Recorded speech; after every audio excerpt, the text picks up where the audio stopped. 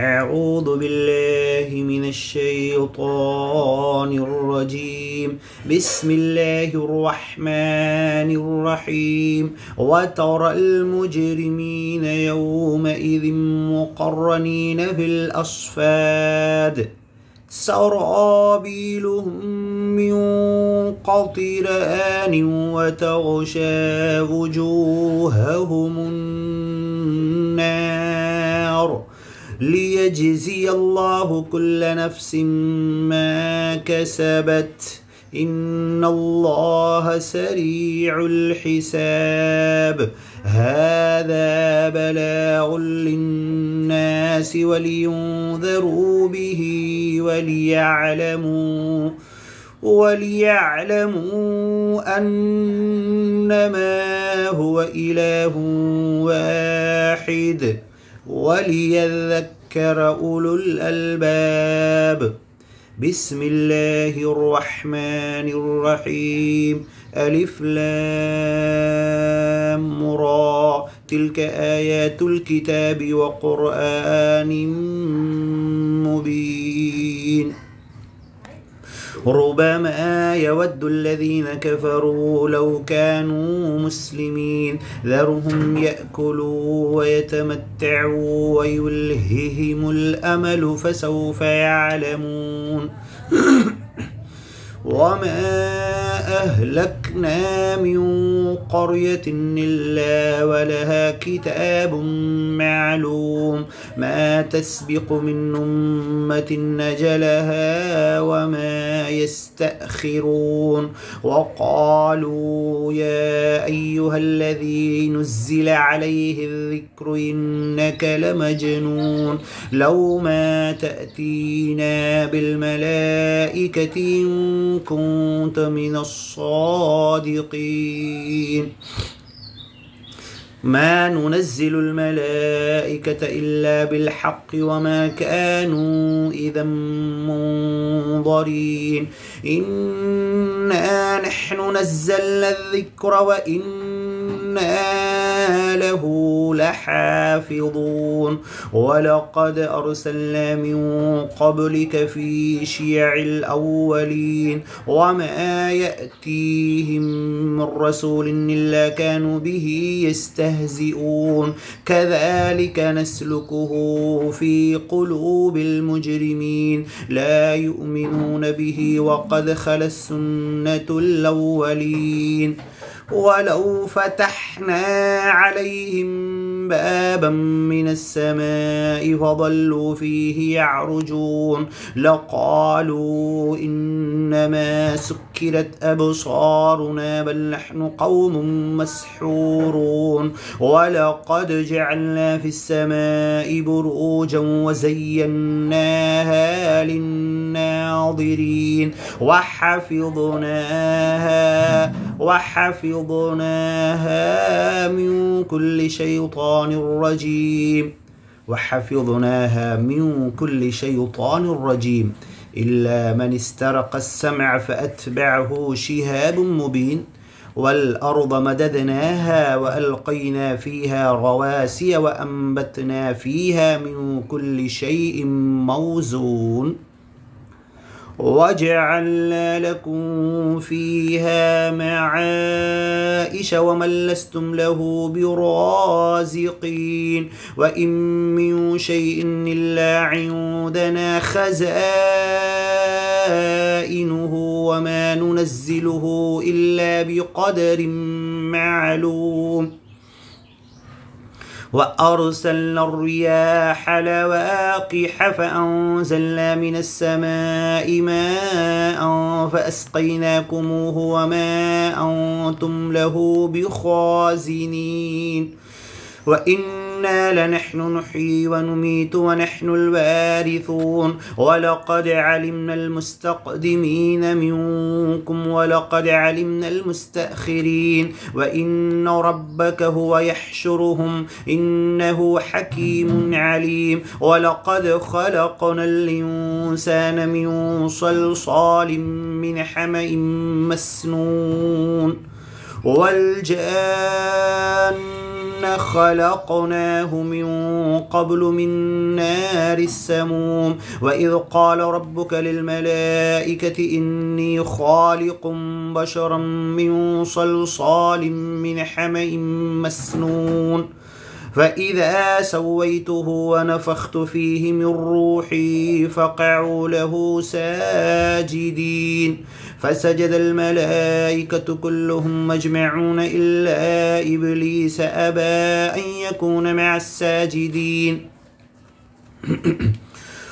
قال يا إبليس ما لك ألا تكون مع الساجدين قال لم أكن ليسجد لبشر خلقته من صلصال من حمإ مسنون قال فاخرج منها فإنك رجيم وإن عليك اللعنة إلى يوم الدين قال رب فأنظرني إلى يوم يبعثون قال فإنك من المنظرين إلى يوم الوقت المعلوم قال رب بما أغويتني لأزينن لهم في الأرض ولأغوينهم أجمعين إلا عبادك منهم المخلصين قال هذا صراط علي مستقيم إن عبادي ليس لك عليهم سلطان إلا من اتبعك من الغاوين وإن جهنم لموعدهم أجمعين لها 7 أبواب لكل باب منهم جزء مقسوم إن المتقين في جنات وعيون ادخلوها بسلام آمنين ونزعنا ما في صدورهم من غل إخوانا على سرر متقابلين لا يمسهم فيها نصب وما هم منها بمخرجين نبئ عبادي أني أنا الغفور الرحيم وأن عذابي هو العذاب الأليم ونبئهم عن ضيف إبراهيم إذ دخلوا عليه فقالوا سلاما قال إنا منكم وجلون قالوا لا توجل إنا نبشرك بغلام عليم قال أبشرتموني على أن مسني الكبر فبم تبشرون قالوا بشرناك بالحق فلا تكن من القانطين قال ومن يقنط من رحمة ربه إلا الضالون قال فما خطبكم أيها المرسلون قالوا إنا أرسلنا إلى قوم مجرمين إلا آل لوط إنا لمنجوهم أجمعين إلا امرأته قدرنا إنها لمن الغابرين فلما جاء آل لوط المرسلون قال إنكم قوم منكرون قالوا بل جئناك بما كانوا فيه يمترون وأتيناك بالحق وإنا لصادقون فأسر بأهلك بقطع من الليل واتبع أدبارهم ولا يلتفت منكم أحد وامضوا حيث تؤمرون وقضينا إليه ذلك الأمر أن دابر هؤلاء مقطوع مصبحين وجاء أهل المدينة يستبشرون قال إن هؤلاء ضيفي فلا تفضحون واتقوا الله ولا تخزون قالوا أولم ننهك عن العالمين قال هؤلاء بناتي إن كنتم فاعلين لعمرك إنهم لفي سكرتهم يعمهون فأخذتهم الصيحة مشرقين فجعلنا عاليها سافلها وأمطرنا عليهم حجارة من سجيل إن إن في ذلك لآيات للمؤمنين وإنها لبسبيل مقيم إن في ذلك لآية للمؤمنين وإن كان أصحاب الأيكة لظالمين فانتقمنا منهم وإنهما لبإمام مبين ولقد كذب أصحاب الحجر المرسلين وآتيناهم آياتنا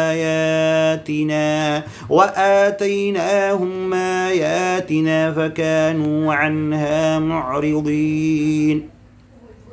وكانوا ينحتون من الجبال بيوتا آمنين فأخذتهم الصيحة مصبحين فما أغنى عنهم ما كانوا يكسبون وما خلقنا السماوات والأرض وما بينهما إلا بالحق وإن الساعة لآتية فاصفح الصفح الجميل إن ربك هو الخلاق العليم ولقد آتيناك 7 من المثاني والقرآن العظيم لا تمدن عينيك إلى ما متعنا به أزواجا منهم ولا تحزن عليهم واخفض جناحك للمؤمنين وقل إني أنا النذير المبين كما أنزلنا على المقتسمين الذين جعلوا القرآن عظيم فوربك لنسألنهم أجمعين عما كانوا يعملون فاصدع بما تؤمر وأعرض عن المشركين إنا كفيناك المستهزئين الذين يجعلون مع الله إلها آخر فسوف يعلمون ولقد نعلم أنك يضيق صدرك بما يقولون فسبح بحمد ربك وكن من الساجدين واعبد ربك حتى يأتيك اليقين بسم الله الرحمن الرحيم أتى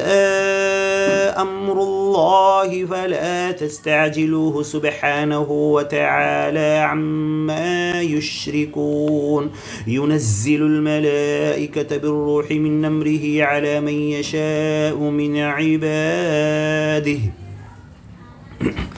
أن أنذروا أنه لا إله إلا أنا فاتقون خلق السماوات والأرض بالحق تعالى عما يشركون خلق الإنسان من نطفة فإذا هو خصيم مبين والأنعام خلقها لكم فيها دفء ومنافع ومنها تأكلون ولكم فيها جمال حين تريحون وحين تسرحون وتحمل أثقالكم إلى بلد لم تكونوا بالغيه إلا بشق الأنفس إن ربكم لرؤوف رحيم والخيل والبغال والحمير لتركبوها وزينة ويخلق ما لا تعلمون وعلى الله قصد السبيل ومنها جائر ولو شاء لهداكم أجمعين هو الذي أنزل من السماء ماء لكم منه شراب ومنه شجر فيه تسيمون ينبت لكم به الزرع والزيتون والنخيل والأعناب ومن كل الثمرات إن في ذلك لآية لقوم يتفكرون وسخر لكم الليل والنهار والشمس والقمر والنجوم مسخرات بأمره إن في ذلك لآيات لقوم يعقلون وما ذرأ لكم في الأرض مختلفا ألوانه إن في ذلك لآية لقوم يذكرون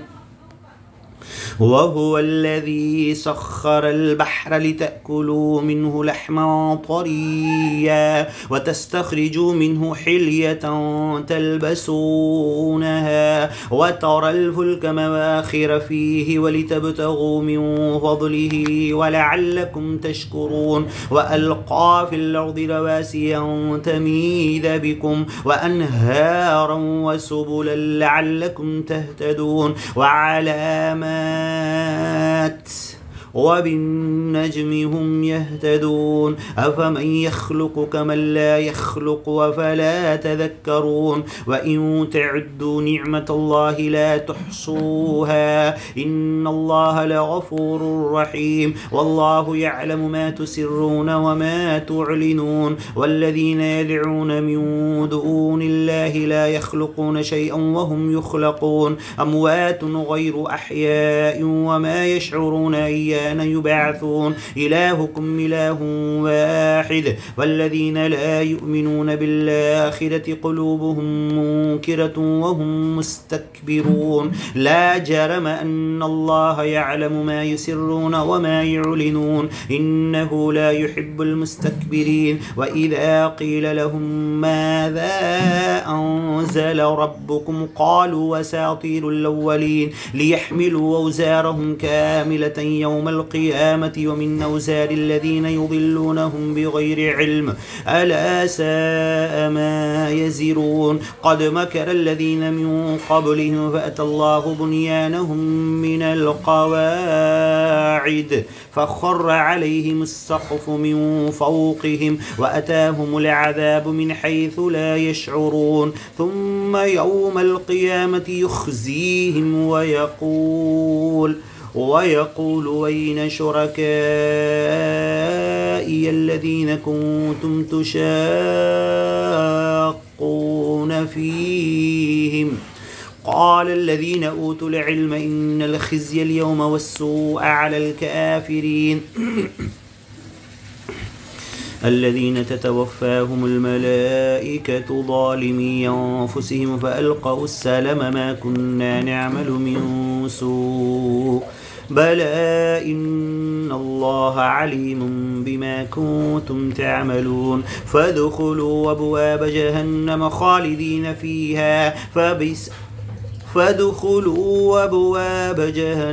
خالدين فيها فلبئس مثوى المتكبرين وقيل للذين اتقوا ماذا أنزل ربكم قالوا خيرا للذين أحسنوا في هذه الدنيا حسنة ولدار الآخرة خير ولنعم دار المتقين للذين أحسنوا في هذه الدنيا حسنة ولدار الآخرة خير ولنعم دار المتقين جنات عدن يدخلونها تجري من تحتها الأنهار لهم فيها ما يشاءون كذلك يجزي الله المتقين الذين تتوفاهم الملائكة طيبين يقولون سلام عليكم ادخلوا الجنة بما كنتم تعملون هل ينظرون إلا أن تأتيهم الملائكة أو يأتي أمر ربك كذلك فعل الذين من قبلهم وما ظلمهم الله ولكن كانوا أنفسهم يظلمون فأصابهم سيئات ما عملوا وحاق بهم ما كانوا به يستهزئون وقال الذين أشركوا لو شاء الله ما عبدنا من دونه من شيء نحن ولا آباؤنا ولا حرمنا من دونه من شيء كذلك فعل الذين من قبلهم فهل على الرسل إلا البلاغ المبين ولقد بعثنا في كل أمة رسولا أن اعبدوا الله واجتنبوا الطاغوت فمنهم من هدى الله ومنهم من حقت عليه الضلالة فسيروا في الأرض فانظروا كيف كان عاقبة المكذبين إن تحرص على هداهم فإن الله لا يهدي من يضل وما لهم من ناصرين وأقسموا بالله جهد أيمانهم لا يبعث الله من يموت بلى وعدا عليه حقا ولكن أكثر الناس لا يعلمون ليبين لهم الذي يختلفون فيه وليعلم الذين كفروا أنهم كانوا كاذبين إنما قولنا لشيء إذا أردناه أن نقول له كن فيكون والذين هاجروا في الله من بعد ما ظلموا لنبوئنهم في الدنيا حسنة ولأجر الآخرة أكبر لو كانوا يعلمون الذين صبروا على ربهم يتوكلون وما أرسلنا من قبلك إلا رجالا نوحي إليهم فاسألوا أهل الذكر إن كنتم لا تعلمون بالبينات والزبر وأنزلنا إليك الذكر لتبين للناس ما نزل إليهم ولعلهم يتفكرون أفأمن الذين مكروا السيئات أن يخسف الله بهم الأرض أو يأتيهم العذاب من حيث لا يشعرون أو يأخذهم في تقلبهم فما هم بمعجزين أو يأخذهم على تخوف فإن ربكم لرؤوف رحيم أو يأخذهم على تخوف فإن ربك لرؤوف رحيم أولم يروا إلى ما خلق الله من شيء يتفيأ ظلاله عن اليمين والشمائل سجدا لله وهم داخرون ولله يسجد ما في السماوات وما في الأرض من دابة والملائكة وهم لا يستكبرون يخافون ربهم من فوقهم ويفعلون ما يؤمرون. السجدة. الله أكبر. سجد وجهه للذي خلقه وصوره وشق سمعه وبصره فتبارك الله أحسن الخالقين. سبحان ربي الأعلى سبحان ربي الأعلى سبحان ربي الأعلى. الله أكبر. وقال الله لا تتخذوا إلهين اثنين إنما هو إله واحد فإياي فارهبون وله ما في السماوات والأرض وله الدين واصبا أفغير الله تتقون وما بكم من نعمة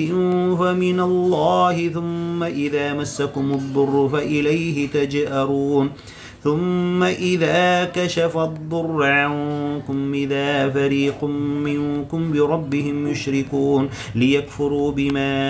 آتيناهم فتمتعوا فسوف تعلمون ويجعلون لما لا يعلمون نصيبا مما رزقناهم تالله لتسألن عما كنتم تفترون ويجعلون لله البنات سبحانه ولهم ما يشتهون وإذا بشر أحدهم بالأنثى ظل وجهه مسودا وهو كظيم يتوارى من القوم من سوء ما بشر به أيمسكه على هون أم يدسه في التراب ألا ساء ما يحكمون للذين لا يؤمنون بالآخرة مثل السوء ولله المثل الأعلى وهو العزيز الحكيم ولو يواخذ الله الناس بظلمهم ما ترك عليها من دابة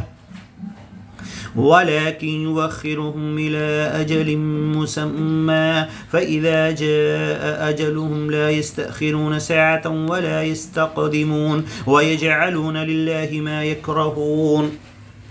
ويجعلون لله ما يكرهون وتصف ألسنتهم الكذب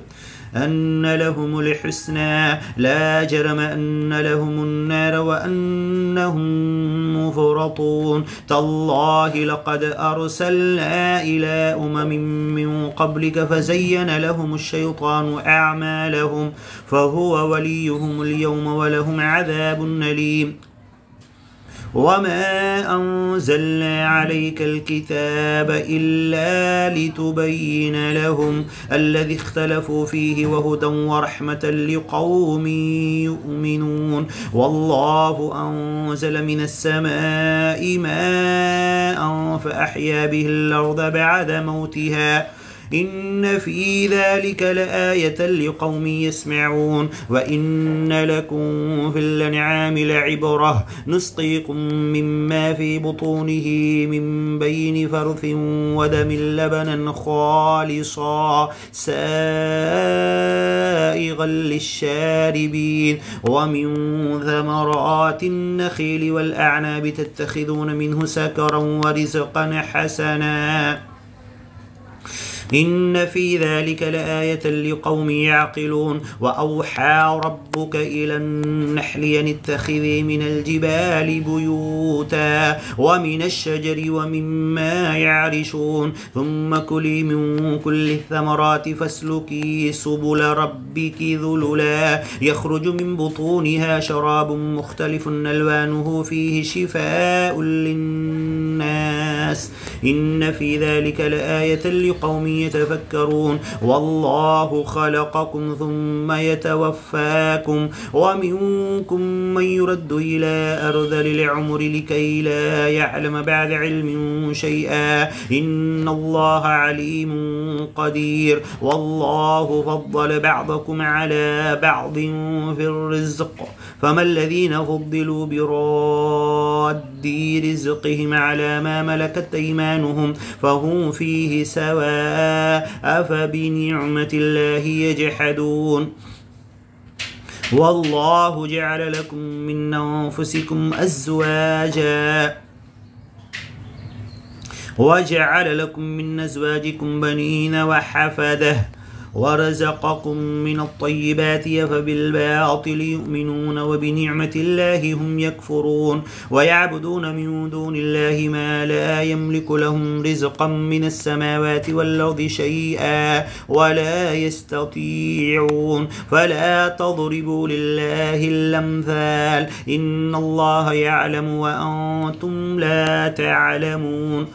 ضرب الله مثلا عبدا مملوكا لا يقدر على شيء ومن رزقناه منا رزقا حسنا فهو ينفق منه سرا وجهرا هل يستوون الحمد لله بل أكثرهم لا يعلمون وضرب الله مثلا الرجلين أحدهما أبكم لا يقدر على شيء وهو كل على مولاه أينما يوجهه لا يأتي بخير هل يستوي هو ومن يأمر بالعدل وهو على صراط مستقيم ولله غيب السماوات والأرض وما أمر الساعة إلا كلمح البصر أو هو أقرب إن الله على كل شيء قدير والله أخرجكم من بطون أمهاتكم لا تعلمون شيئا وجعل لكم السمع والأبصار والأفئدة لعلكم تشكرون ألم يروا إلى الطير مسخرات في جو السماء ما يمسكهن إلا الله إن في ذلك لآيات لقوم يؤمنون والله جعل لكم من بيوتكم سكنا وجعل لكم من جلود الأنعام بيوتا تستخفونها يوم ضعنكم ويوم إقامتكم ومن أصوافها وأوبارها وأشعارها أثاثا ومتاعا إلى حين والله جعل لكم مما خلق ظلالا وجعل لكم من الجبال يكنانا وجعل لكم سرابيل تقيكم الحر وسرابيل تقيكم بأسكم كذلك يتم نعمته عليكم لعلكم تسلمون فإن تولوا فإنما عليك البلاغ المبين يعرفون نعمة الله ثم ينكرونها وأكثرهم الكافرون ويوم نبعث من كل أمة شهيدا ثم لا يؤذن للذين كفروا ولا هم يستعتبون وإذا رأى الذين ظلموا العذاب فلا يخفف عنهم ولا هم ينظرون وإذا رأى الذين أشركوا شركاءهم قالوا ربنا هؤلاء شركاؤنا الذين كنا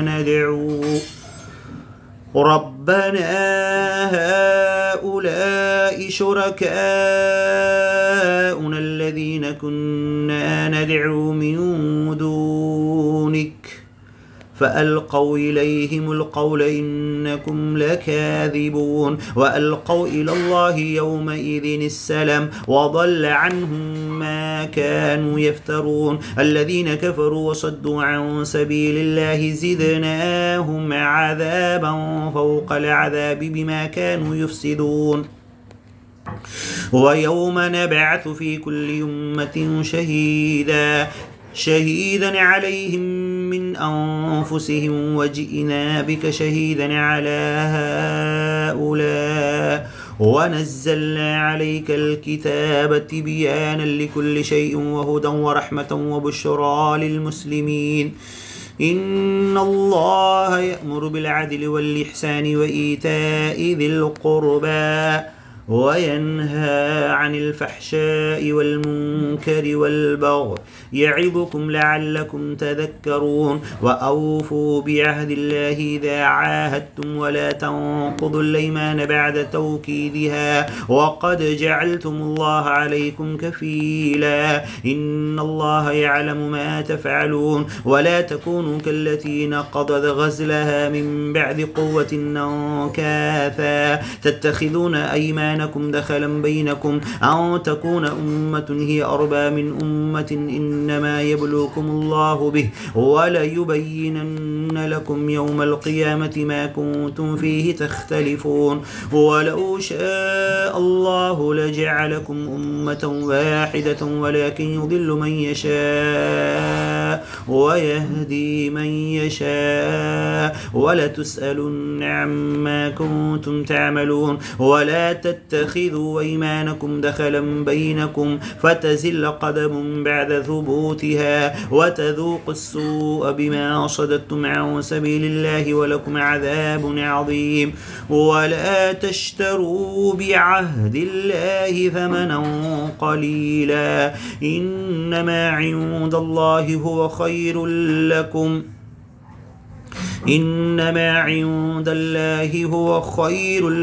إن كنتم تعلمون ما عندكم ينفد وما عند الله باق ولنجزين الذين صبروا وجرهم بأحسن ما كانوا يعملون من عمل صالحا من ذكر أو أنثى وهو مؤمن فلنحيينه حياة طيبة ولنجزينهم أجرهم بأحسن ما كانوا يعملون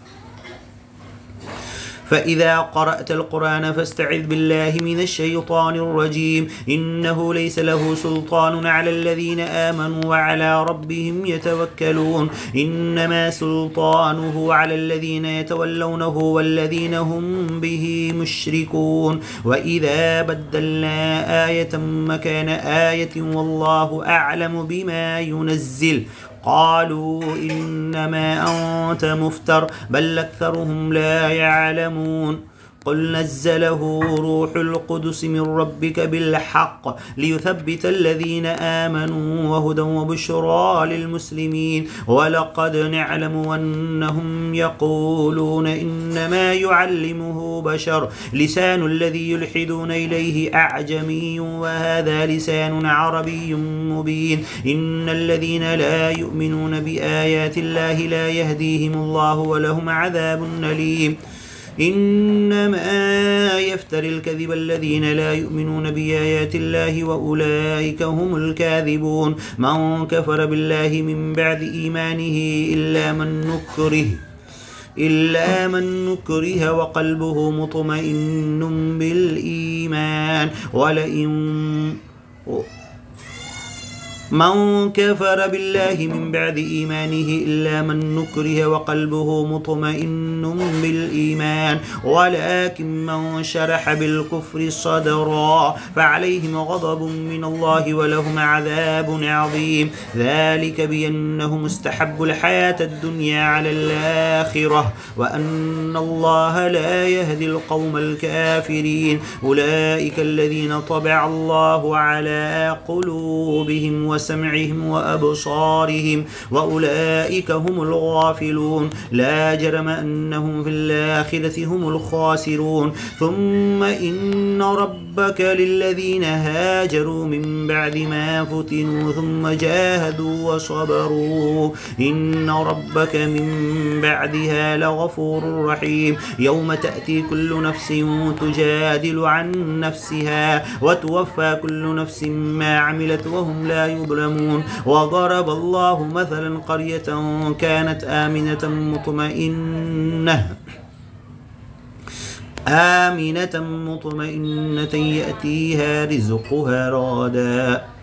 يأتيها رزقها رغدا من كل مكان فكفرت بأنعم الله فأذاقها الله لباس الجوع والخوف بما كانوا يصنعون ولقد جاءهم رسول منهم فكذبوه فأخذهم العذاب وهم ظالمون فكلوا مما رزقكم الله حلالا طيبا واشكروا نعمة الله إن كنتم إياه تعبدون إنما حرم عليكم الميتة والدم ولحم الخنزير وما أهل لغير الله به فمن اضطر غير باغ ولا عاد فإن الله غفور رحيم ولا تقولوا لما تصف ألسنتكم الكذب هذا حلال وهذا حرام لتفتروا على الله الكذب إن الذين يفترون على الله الكذب لا يفلحون متاع قليل ولهم عذاب أليم وعلى الذين هادوا حرمنا ما قصصنا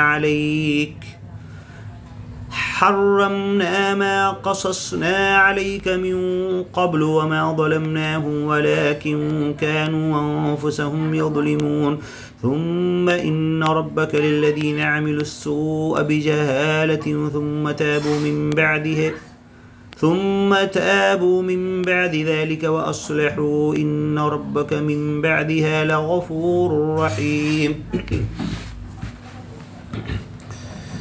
إن إبراهيم كان أمة قانتا لله حنيفا ولم يك من المشركين شاكرا لأنعمه اجتباه وهداه إلى صراط مستقيم وآتيناه في الدنيا حسنة وإنه في الآخرة لمن الصالحين ثم أوحينا إليك أن اتبع ملة إبراهيم حنيفا وما كان من المشركين إنما جعل السبت على الذين اختلفوا فيه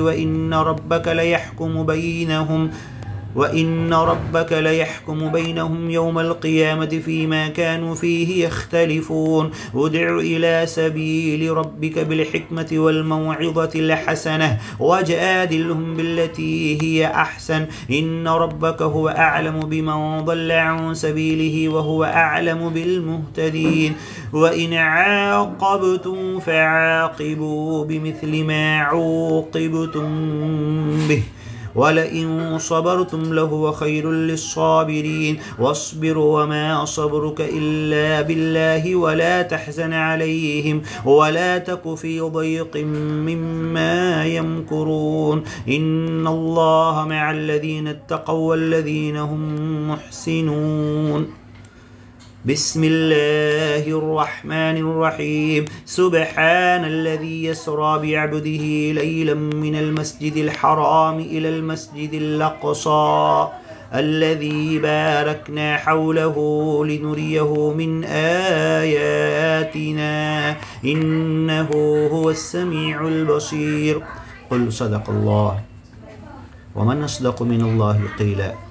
فاتبعوا ملة إبراهيم حنيفا صدق الله ومن أحسن من الله حديثا. الله نزل أحسن الحديث كتابا متشابها مثانية تقشعر منه جلود الذين يخشون ربهم ثم تلين جلودهم وقلوبهم إلى ذكر الله. اللهم ارزقنا فهم القرآن والتدبر والتفكر والتعقل والتعمق به والعمل عليه وإبلاغه إلى الناس كلهم وإلى الجان كلهم وإقامة حدوده على العالم كلهم إن شاء الله، على العالم كله وعلى الناس كلهم، على الإنس والجان. وفقنا إقامة حدوده إن شاء الله.